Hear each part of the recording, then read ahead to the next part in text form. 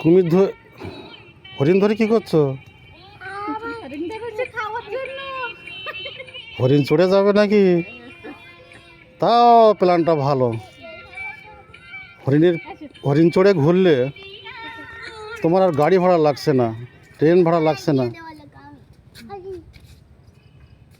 তবে খুব সাবধান, হরিণ পুষবে খুব সাবধানে, যেন কেউ না দেখে।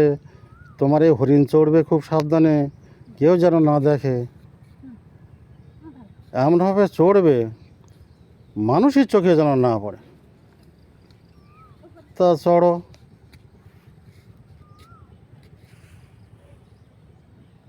না কি বলছো? আমরা যদি দেখি তুমি হরিণ চড়ছো তবে কিন্তু তোমার সমস্যা। হরিণ যেন চড়বে না,